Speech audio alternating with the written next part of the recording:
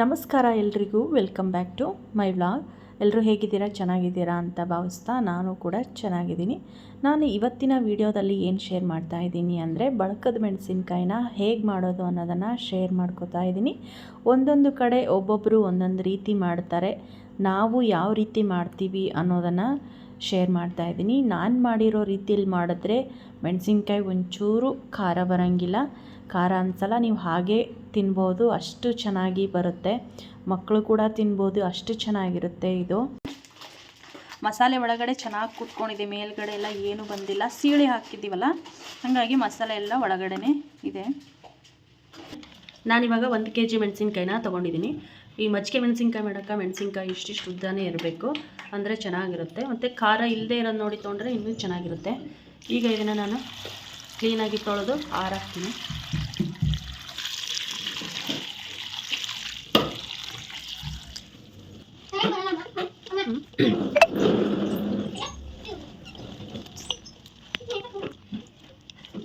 ಈಗ ನಾನು ಒಂದು ಕಾಟನ್ ಬಟ್ಟೆ ಮೇಲೆ ಒಣಗಾಕಿದ್ದೀನಿ. ಇದರಲ್ಲಿರೋ ನೀರಿನ ಅಂಶ ಎಲ್ಲ ಸ್ವಲ್ಪ ಡ್ರೈ ಆಗಬೇಕು. ಕ್ಲೀನಾಗಿ ತೊಳೆದು ಒಣಗಾಕ್ಕೋಬೇಕು. ಈಗ ಪುಡಿನ ರೆಡಿ ಮಾಡ್ಕೋಬೇಕು. ಆ ಪುಡಿ ಮಾಡ್ಕೊಳ್ಳೋದಕ್ಕೆ ಏನೇನು ತೊಗೊಂಡಿದ್ದೀನಿ ಅಂದರೆ, 1 ಸ್ಪೂನು ಮೆಂತ್ಯಕಾಳು, 1 ಸ್ಪೂನು ಕೊತ್ತಂಬರಿ ಬೀಜ, ಹಾಗೆ 1 ಸ್ಪೂನು ಜೀರಿಗೆ. ಇದಿಷ್ಟನ್ನು ಈಗ ಸಣ್ಣ ಉರಿಲೇ ಹುರಿದು ಪುಡಿ ಮಾಡಿ ಇಟ್ಕೋಬೇಕು.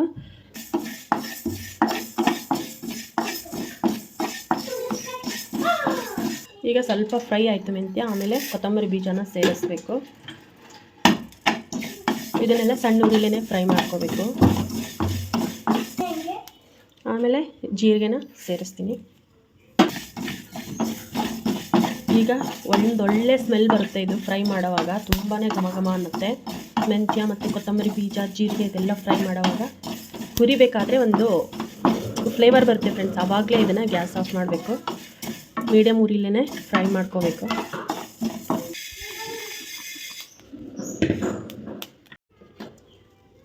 ಮೆಂತ್ಯ, ಧನಿಯಾ ಕಾಳು ಮತ್ತು ಜೀರಿಗೆನ ಹುರಿದಿದ್ನಲ್ಲ, ಈಗ ಅದನ್ನು ಮಿಕ್ಸಿಗೆ ಹಾಕಿ ಸಣ್ಣದಾಗಿ ಪುಡಿ ಮಾಡ್ಕೊತೀನಿ.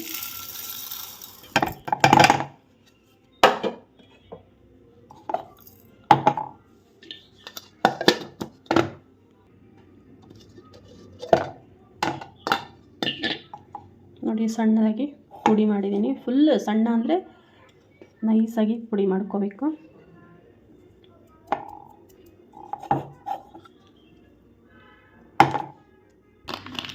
ಈಗ ನೋಡಿರಿ, 1 kg ಮೆಣಸಿನ್ಕಾಯಿಗೆ ನಾನು ಅರ್ಧ ಲೀಟ್ರ್ ಮೊಸರನ್ನ ತರಿಸಿದ್ದೀನಿ. ಈ ಅರ್ಧ ಲೀಟ್ರ್ ಮೊಸರನ್ನ ನಾವೀಗ ಮಜ್ಜಿಗೆನ ಮಾಡ್ಕೋಬೇಕಾಗತ್ತೆ. ಈ ಪಾತ್ರೆ ಹಾಕ್ಕೊಂಡು ಮಜ್ಜಿಗೆ ಮಾಡ್ತೀನಿ. ಇವಾಗ 1 kg ಮೆಣಸಿನ್ಕಾಯಿಗೆ ನಾನು ಅರ್ಧ ಲೀಟ್ರ್ ಮೊಸರು ತೊಗೊಂಡು, ಇದನ್ನು ಜಾಸ್ತಿ ನೀರಾಗಿ ಕಡಿಬಾರ್ದು, ಸ್ವಲ್ಪ ಗಟ್ಟಿನೇ ಇರಬೇಕು. ಮೆಣಸಿನ್ಕಾಯಿ ಮುಳುಗೋ ಅಷ್ಟು ಹಾಕಬೇಕು ಫ್ರೆಂಡ್ಸ್ ನೀರನ್ನು.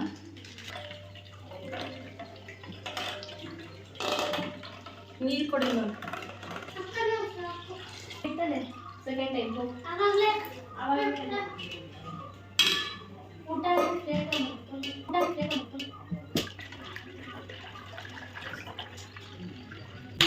ಮೆಣಸಿನ್ಕಾಯಿ ಎಲ್ಲ ಒಣಗೋಗಿದೆ. ಇವಾಗ ಫುಲ್ ನೀರಿನ ಅಂಶ ಎಲ್ಲ ಡ್ರೈ ಆಗಿದೆ. ಇವಾಗ ಇದನ್ನು ಸೀಳ್ಕೋಬೇಕು. ತೋರಿಸ್ತೀನಿ ನಾನು ಹೆಂಗೆ ಅಂತ. ನೀವು ಚಾಕುಯಿಂದ ಬೇಕಾದರೂ ಸೀಳ್ಕೋಬೋದು, ಪಿನ್ನಿಂದನೂ ನೀವು ಈ ಥರ ಮಾಡ್ಬೋದು. ನನಗೆ ಪಿನ್ನೇ ಕಂಫರ್ಟೇಬಲ್ಲು ಚಾಕುಗಿಂತ. ನೋಡಿ, ಹಾಕಿ ಹಿಂಗೆ ಒಂದು ಸಲ ಗೀಚಿಬಿಟ್ರೆ ಹಿಂಗೆ ಓಪನ್ ಆಗುತ್ತೆ. ನೀವು ಬೇಕಾದರೆ ಬೀಜನಾದರೂ ತೆಗಿಬೋದು ಅಥವಾ ಹಾಗೇನಾದರೂ ಬಿಡ್ಬೋದು. ಚಾಕುಯಿಂದನೂ ಮಾಡ್ಕೋಬೋದು, ಪಿನ್ನೇ ಕಂಫರ್ಟ್ ಆಗಿರುತ್ತೆ. ಅದಕ್ಕೆ ಇಲ್ಲ,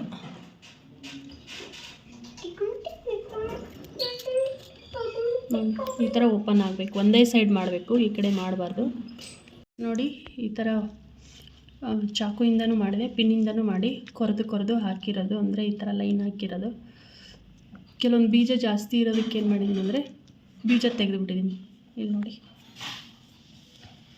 ಖಾರ ಅಂತ ಜಾಸ್ತಿ ಅನಿಸಿದ್ರೆ ಅವಾಗ ಏನಿಲ್ಲ, ಸಿಂಪಲಾಗಿ ಹಿಂಗೆ ಓಪನ್ ಮಾಡಿ ಈ ಥರ ಚಾಕುಯಿಂದ ಅಂದರೆ ಸಾಕು, ಬೀಜ ಎಲ್ಲ ಆಚೆ ಬರುತ್ತೆ.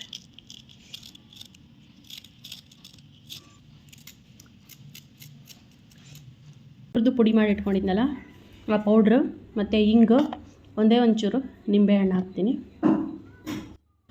ನೀವು ಈ ಪುಡಿನ ಮೆಣಸಿನ್ಕಾಯಿಗೆ ಡೈರೆಕ್ಟಾಗಿ ಒಳಗಡೆ ಫಿಲ್ ಮಾಡಿ ಆಮೇಲೆ ಮಜ್ಜಿಗೆಲ್ಲೂ ನೆನೆಸ್ಕೋಬಹುದು, ಅಥವಾ ಬೇಡ ಅಂದರೆ ಹೀಗೂ ಕೂಡ ಮಾಡ್ಕೋಬೋದು. ಒಂದೊಂದು ಕಡೆ ಒಬ್ಬೊಬ್ಬರು ಒಂದೊಂದು ಥರ ಮಾಡ್ತಾರೆ.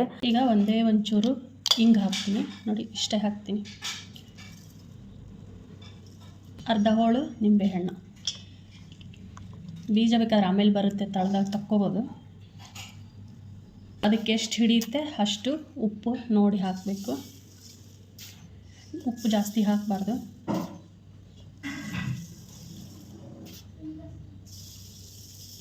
ನಾನೊಂದು ಇದರಲ್ಲಿ ಚಿಕ್ಕ ಸ್ಪೂನಲ್ಲಿ ಒಂದು 4 ಸ್ಪೂನ್ ಹಾಕಿದ್ದೀನಿ. ಮಜ್ಜಿಗೆ ಮಾಡಿಟ್ಟಿದ್ದನ್ನು ಸೇರಿಸ್ತೀನಿ.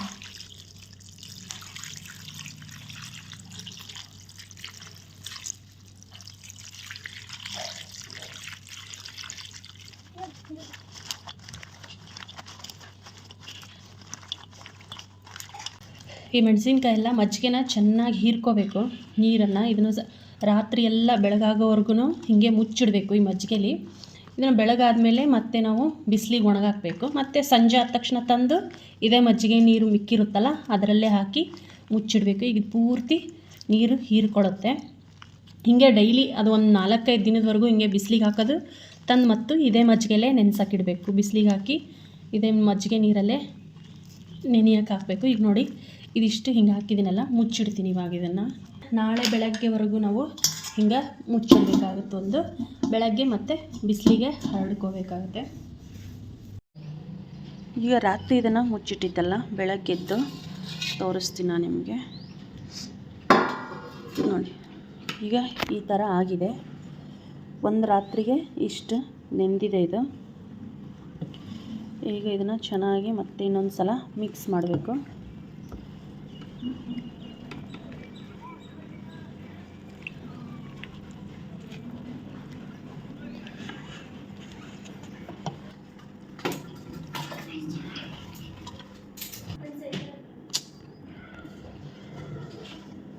ಇಲ್ಲಿ ನೋಡಿ ಮಸಾಲೆ ಮತ್ತು ಅದರಲ್ಲಿರೋಂಥ ಮಜ್ಜಿಗೆ ಎಲ್ಲ ಹಾಗೆ ಇದೆ. ಈಗ ಇದನ್ನೆಲ್ಲ ತಕ್ಕೊಂಡಿದ್ದೀನಿ ಮೆಣಸಿನ್ಕಾಯಿಯ ಮಜ್ಜಿಗೆಯಿಂದ. ಇದನ್ನೀಗ ಬಿಸಿಲಿಗೆ ಒಣಗಾಕಬೇಕು.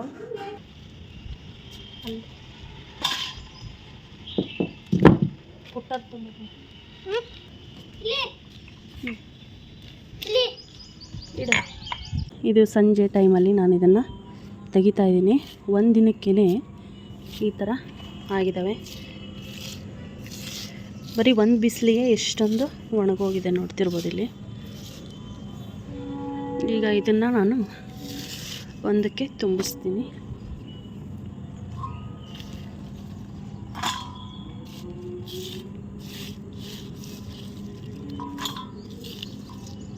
ಇದು ಮಿಕ್ಕಿರುತ್ತಲ್ಲ ಮಸಾಲೆದು ಹಾಕಿರೋಂತಹ ಮಜ್ಜಿಗೆ ಇದೆಲ್ಲ, ಅದಕ್ಕೆ ಮತ್ತೆ ಇದನ್ನು ಸೇರಿಸ್ಬೇಕು.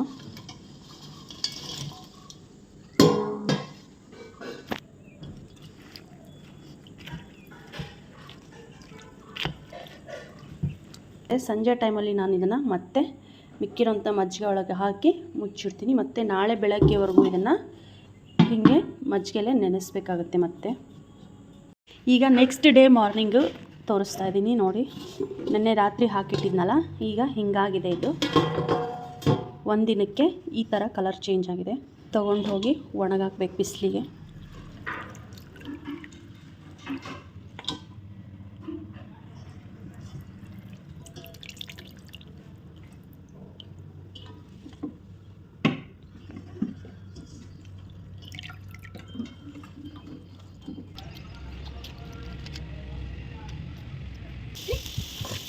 ನೋಡಿ 2ನೇ ದಿನ ಸಂಜೆ ನಾನು ಮೆಣಸಿನ್ಕಾಯಿನ ತಗೊಂಬಂದಿದ್ದೀನಿ. ಆಲ್ರೆಡಿ ಸ್ವಲ್ಪ ಕಲರು ಚೇಂಜ್ ಆಗಿದೆ. ಇದು ಮೆಣಸಿನ್ಕಾಯಿದು ನೋಡ್ತಿರ್ಬೋದು,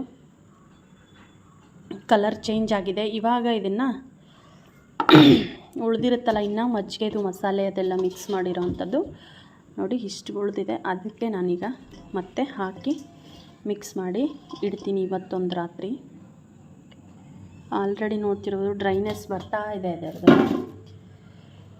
ಇದನ್ನು ನೀಟಾಗಿ ಅದರ ಜೊತೆ ಮಿಕ್ಸ್ ಮಾಡಬೇಕು. ಸಾಕು. ಇವತ್ತೊಂದಿನ, ನಾಳೆ ಒಂದಿನ ಇಟ್ಟರೆ ಸಾಕಾಗುತ್ತೆ. ಏನಕ್ಕೆ ಅಂದರೆ ಮತ್ತೆ 3 ದಿನದ ಮೇಲೆ ಇಟ್ಟರೆ ಮಜ್ಜಿಗೆ ಎಲ್ಲ ಸ್ಮೆಲ್ ಆದಂಗೆ ಆಗಿರುತ್ತೆ. ಸಾಕಾಗುತ್ತೆ 3 ದಿನ ನಾವು ಚೆನ್ನಾಗಿ ಮಜ್ಜಿಗೆಯಲ್ಲಿ ನೆನೆಸಿದ್ರೆ ಸಾಕು. ಇದನ್ನು ಇವತ್ತೊಂದು ದಿನ ರಾತ್ರಿ ಇದರಲ್ಲಿ ನೆನೆಯೋಕ್ಕೆ ಬಿಡಬೇಕು ಪೂರ್ತಿಯಾಗಿ ಮುಚ್ಚಿ. ಮತ್ತು ನಾಳೆ ಬೆಳಗ್ಗೆ ತೋರಿಸ್ತೀನಿ ನಾನು. ಮತ್ತು ಬಿಸಿಲಿಗೆ ಹರಡಿ ಬರಬೇಕು.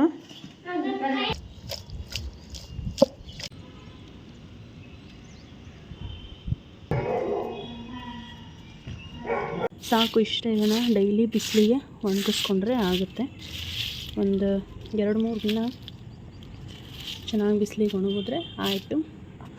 ಇದು ನಿಮ್ಮ ಮಜ್ಜಿಗೆಯಲ್ಲಿ ನೆನೆಸೋ ಹಾಗಿಲ್ಲ, ಮಜ್ಜಿಗೆ ಅದು 2 ದಿನದಲ್ಲೇ ಖಾಲಿ ಆಗೋಯಿತು.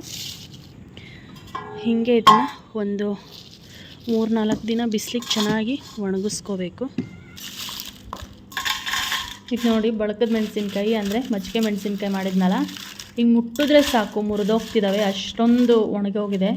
3 ದಿನದಲ್ಲೇ ಇಷ್ಟು ಒಣಗಿದೆ. ಇದು ಸುಮ್ಮನೆ ಇಟ್ಟು ಖಾರ ಆಗುತ್ತೆ ಕೈ ಕಂಪ್ಲೀಟ್. ಇಷ್ಟೇ 3 ದಿನಕ್ಕೆ ಒಣಗೋಗುತ್ತೆ. ಇದು 1 kg ಮೆಣಸಿನ್ಕಾಯಿ ಇಷ್ಟ ಆಗಿದೆ ನೋಡಿ. ಇದನ್ನು 1 ವರ್ಷ 2 ವರ್ಷಕ್ಕೆ 2 ವರ್ಷ 3 ವರ್ಷದ ತನಕ ಇರುತ್ತೆ.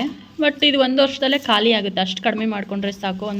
ಇದನ್ನು ಏರ್ ಟೈಟ್ ಬಾಕ್ಸಲ್ಲಿ ಅಥವಾ ಒಂದು ಕವರಲ್ಲಿ, ಪ್ಲಾಸ್ಟಿಕ್ ಕವರಲ್ಲಿ ಕಟ್ಟಿ ಬಾಕ್ಸ್ ಒಳಗೆ ಹಾಕಿನೂ ಇಡ್ತಾರೆ. ಏನೂ ಆಗೋಲ್ಲ. ಇದು ತುಂಬ ಚೆನ್ನಾಗಿರುತ್ತೆ.